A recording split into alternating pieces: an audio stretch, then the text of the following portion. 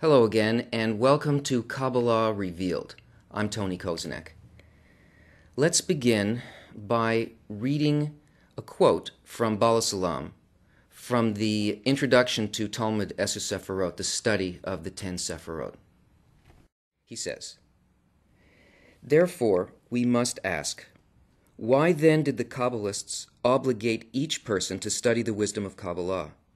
Indeed, there's a great thing in it, worthy of being publicized. There is a wonderful, invaluable remedy to those who engage in the wisdom of Kabbalah. Although they do not understand what they're learning, through the yearning and the great desire to understand what they're learning, they awaken upon themselves the lights that surround their souls. While one has not attained perfection, these lights that are destined to reach him are considered surrounding lights. That means that they stand ready, and they wait for one to purify one's vessels of reception. At that time, these lights will clothe the able vessels. Hence, even when one does not have the vessels, when one engages in this wisdom, mentioning the names of the lights and the vessels related to one's soul, they immediately shine upon us to a certain measure. However, they shine for him without clothing the interior of his soul, for lack of the able vessels to receive them. Despite that, the illumination one receives time after time during the engagement draws upon one grace from above, imparting one with abundance of sanctity and purity, which bring one much closer to reaching perfection." In this lesson, we will look at the 4 phases of the creation of a creature. This is the macro template for everything that exists in creation, the way in which the creation came into being, the way in which a creature is created, and the way in which everything that stems from that is created in every aspect of the creation. Here's what the Kabbalists tell us. First of all, we need to know that there are secrets of Torah, but we are not going to speak of these secrets, and they are above our ability to convey them. No Kabbalistic book talks about the secrets of Torah, only about the tastes of Torah. These secrets are called his essence, or atzmuto. It's forbidden to speak about this. What forbidden means is that it is impossible. There are no words for this. We have no kalim for it. This can only be known by attainment. We start here. We start with the Creator.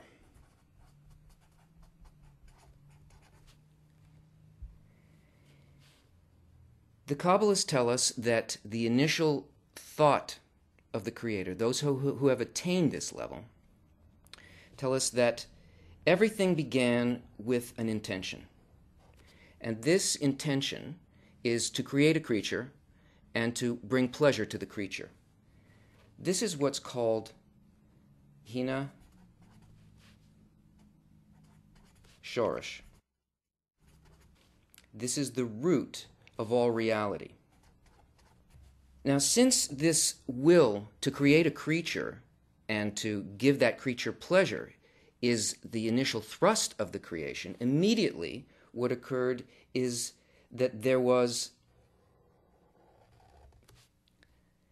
a will to receive this pleasure. So this thought is now what we call light. And this is a will to receive. This is our vessel. This is the initial creature.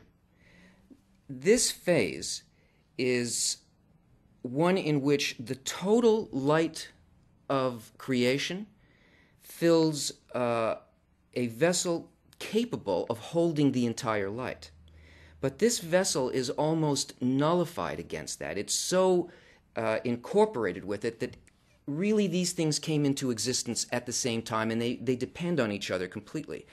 you have here a giving force, the desire to give, that presses into a reception and creates this opposite desire, the desire to receive. These things are locked together. They are sort of part and parcel of the same idea, but opposite. And this is called the second discernment, which is Bihina Aleph.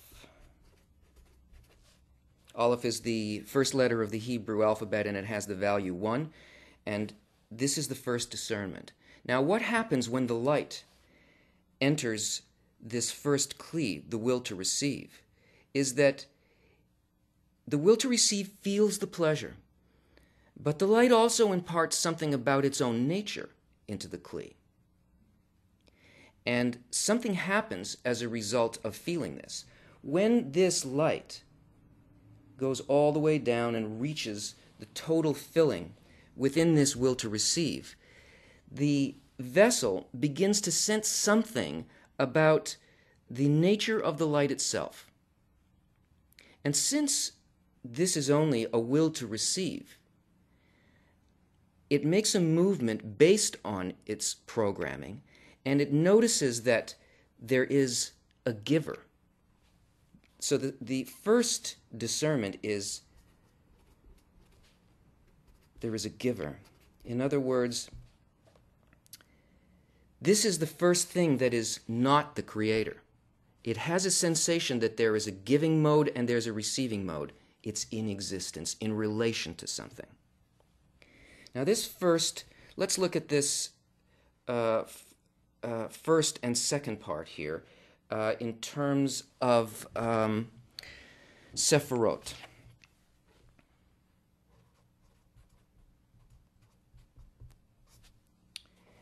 This is called Keter, or crown, this first discernment. And this second discernment is called Chokhmah. Chokhmah means wisdom. So this light that is felt by the first creature here, this first phase of the creature, is a delight that is a response to the qualities of the Creator. And this light that it feels, that enters it, is called the light of wisdom.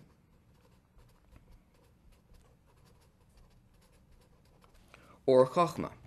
So anytime that you hear the word wisdom in Kabbalistic texts, it's talking about this quality of this phase. Now, something happens here. And as a result of feeling that there is a giver, it also feels the pleasure of the desire to give. And it wants this pleasure because it is a will to receive. So in this desire, a new discernment appears.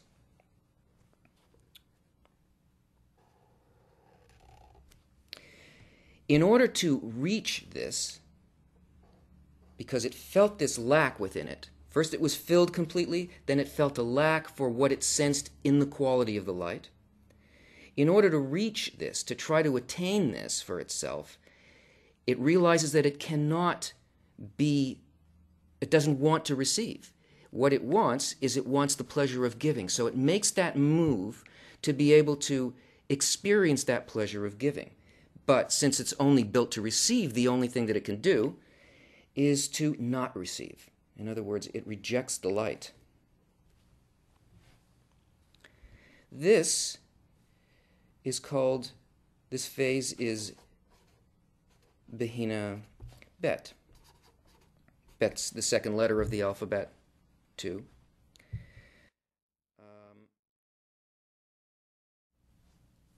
And the perception that it has is that to give is better than to receive.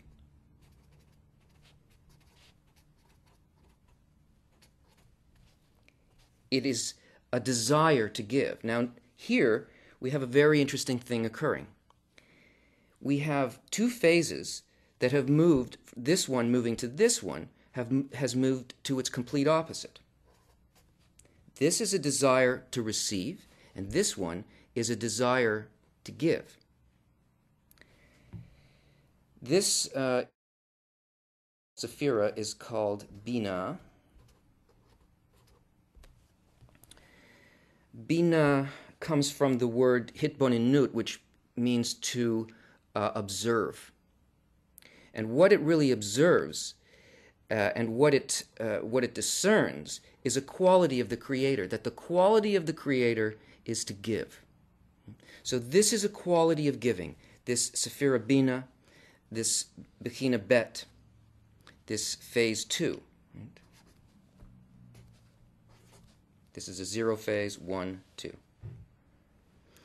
Now in this state of emptiness, there is another discernment that comes to the vessel. Now, I want you to notice that what is being spoken about in each one of these bechinot, each one of these discernments, is not about the action of the light. The action of the light is always the same. It always only uses this primary law, this the will to create a creature and to fulfill that creature. That's the only thing the light does. What we're speaking about are discernments, changes within the kli, within the desire, within the creature.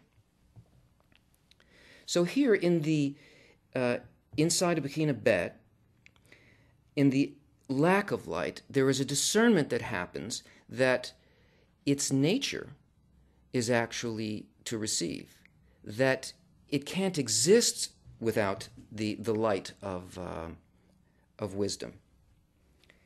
This rejection of the light, this passing back of the light, is called the light of mercy.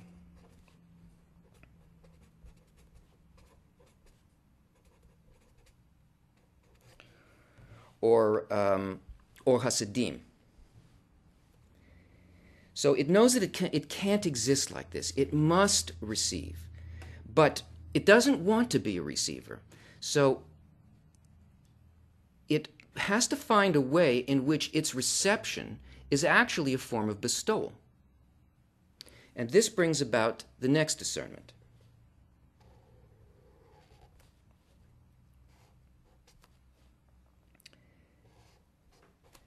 This is Bechina Gimel, third letter of the alphabet.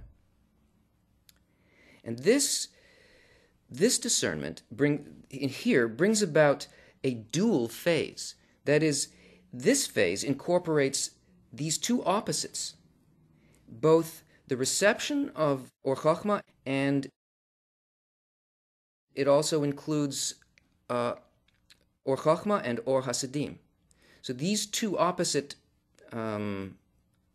desires are included here in this mixed phase. Why? What's going on here? In this mode of reception, Bechina Gimel has found a way to turn its reception into a way of giving. The only thing that exists in creation is the creature and the creator, the light and the vessel. That's it. And even if the creature feels that it is doing an act of giving just within itself, really the only one that there is to give to from the point of view of the creature is the creator. And Bechina Gimel makes the decision that it will copy the act of the creator, that it understands that the Creator wants it to be filled with pleasure, that it must receive this pleasure, and that part of the thought of creation is to create a creature and to give to the creature. Well, the only kind of creature that it can really create is something within itself. So it makes the decision that it will receive a portion of the light, say 20% of the light, under the condition that it only does it in order to fulfill the thought of creation, this desire of the Creator to create a creature and fill it with delight. So it will receive it with the intention that by its reception it fulfills this thought. And this is the only mode in which reception can be giving. But giving is an intention. It doesn't matter what the act is, it's an intention. So this is really in similarity of form with this to a certain degree. This 80% of Or Hasidim, of the returning light, it's still pleasure, it's still light coming into it, but she pays no attention to it here. This mixed phase in Sephirot is called Zer Anpin.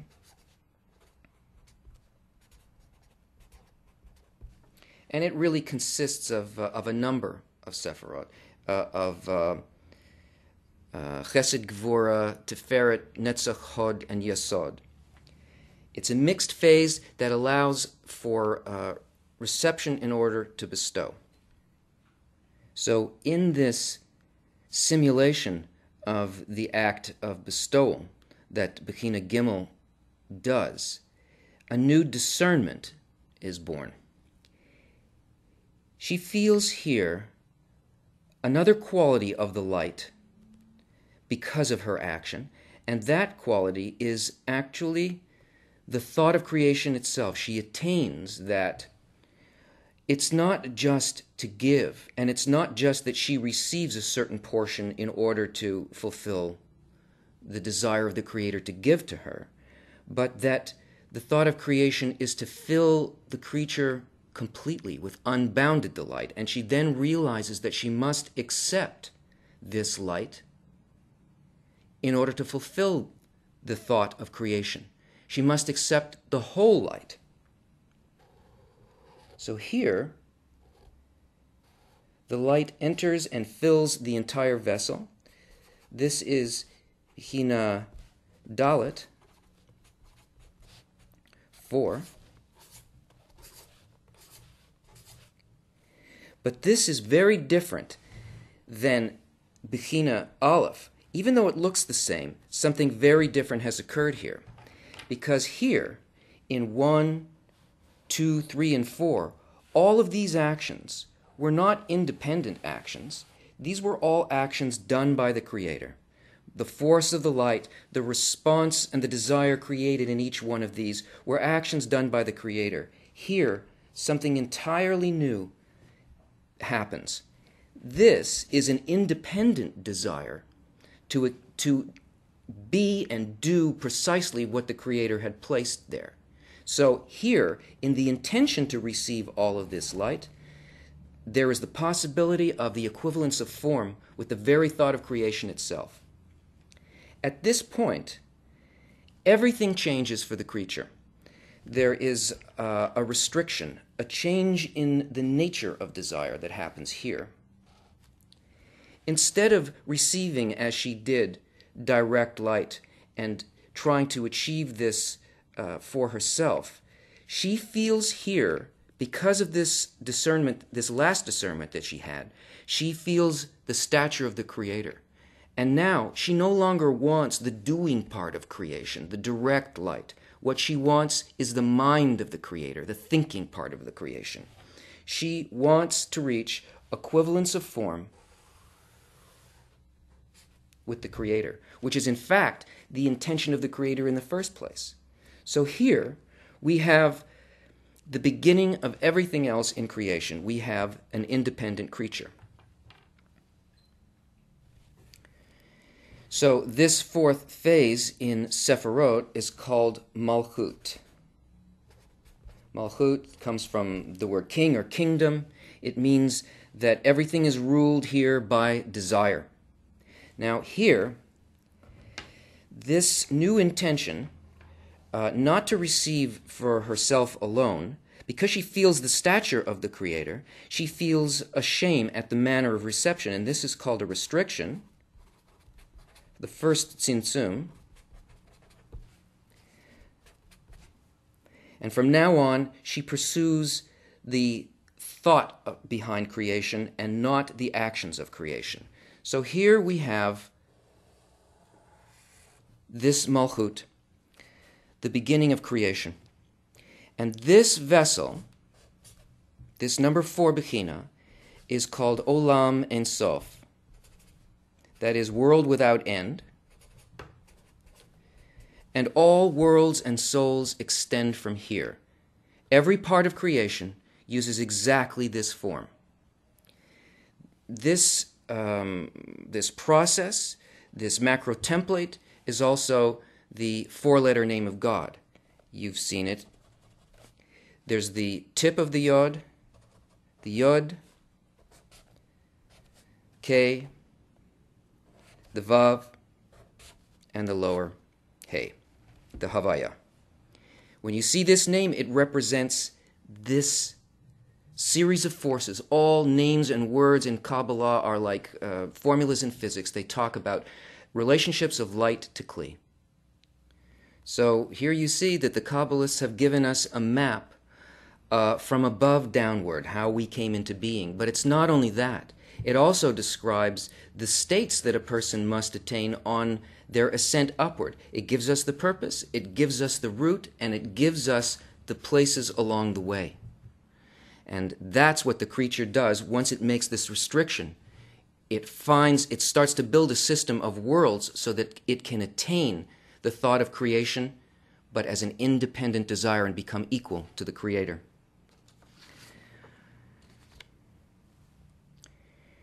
This is a quote from Rav Lightman. Man includes everything inside of him. If man does correction, it means that accordingly the entire creation approaches the Creator. Therefore, man has to correct only himself. Man who elevates brings up with him all of the worlds. That's why it's said that all the worlds were created for man.